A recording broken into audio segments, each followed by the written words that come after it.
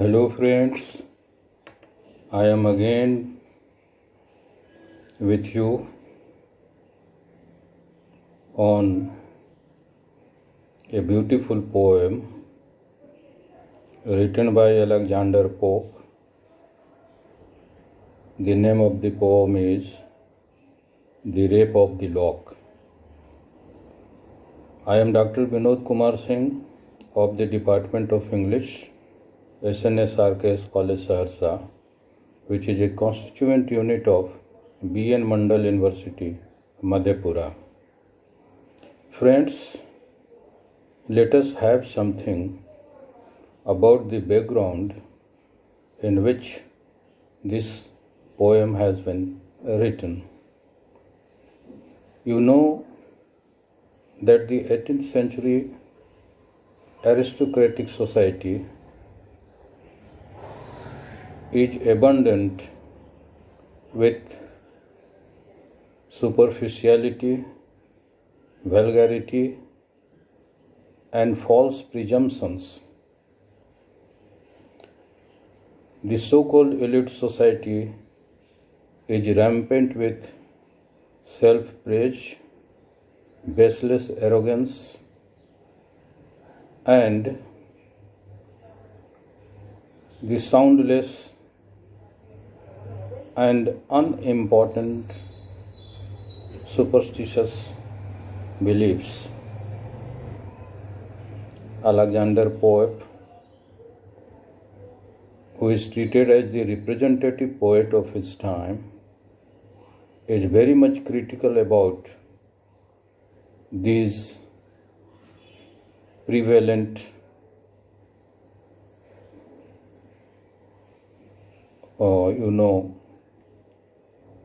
the things of the 18th century elite society.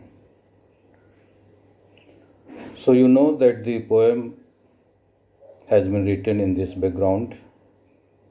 Now let us come directly to the poem, The Rape of the Lock. And I would just give you a brief summary of this poem. The poem, The Rape of the Lock, is considered to be one of the masterpieces of Alexander Pope.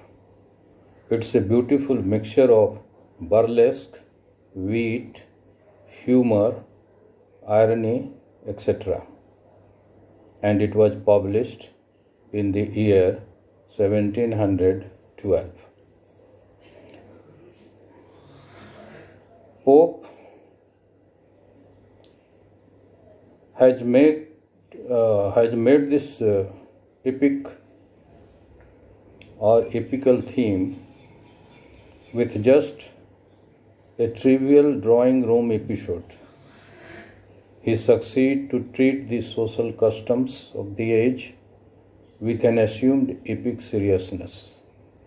The poem pictures the artificial tone of the age and the frivolous aspect of femininity. We see in this poem the elegance and the emptiness, the meanness and the vanity, the jealousies, treacheries, and intrigues of the social life prevalent in the 18th century. The opening canto of the poem acquaints us with the idleness, late rising, and love for domestic pets of the aristocratic ladies. Belinda is a late riser and wakes up at noon.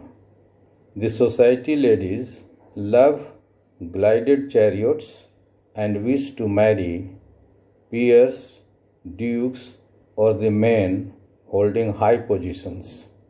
The poem brings out the varying vanities of the women.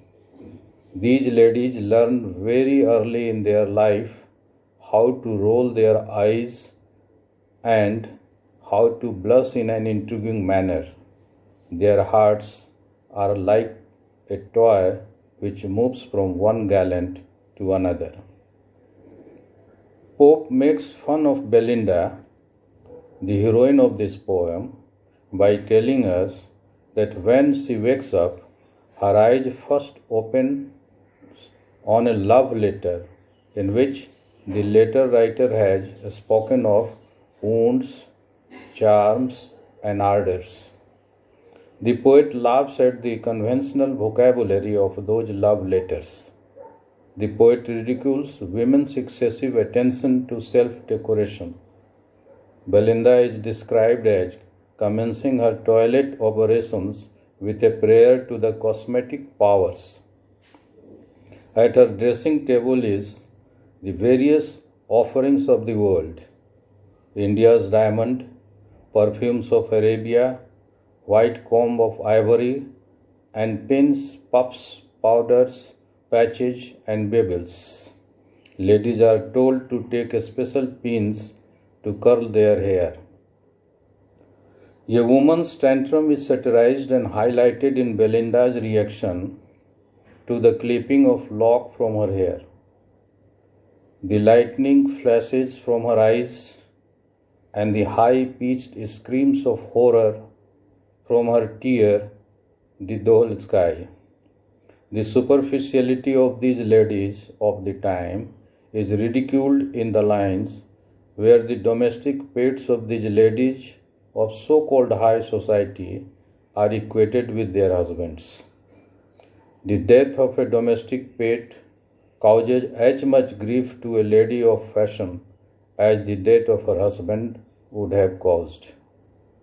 It is no less a matter of grief when a china vessel in the house is broken.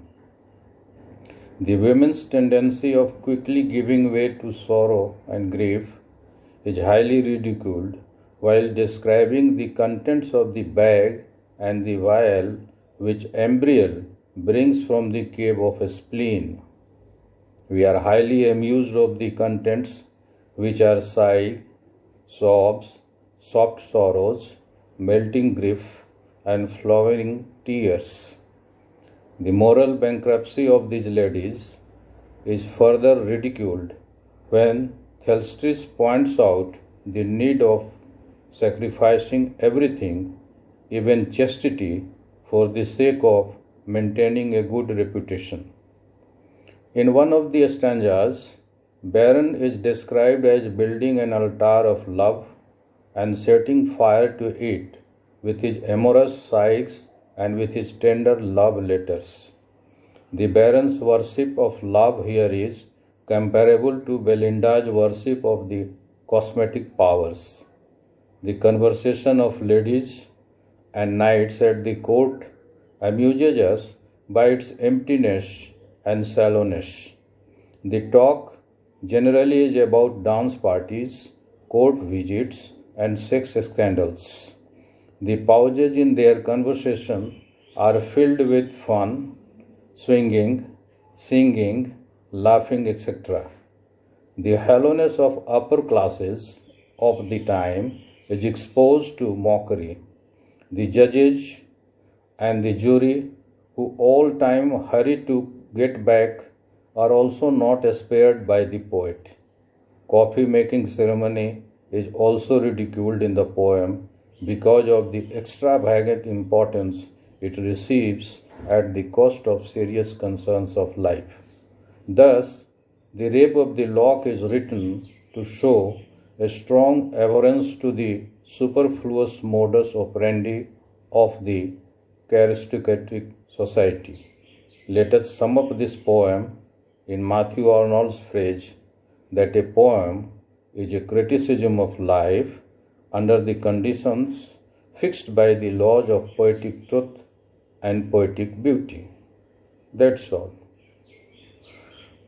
Okay, friends, again I have to request you that if you like this video or the lecture, please subscribe my channel, and if you like, you can get a printout of this lecture from the college or the university website. Thank you.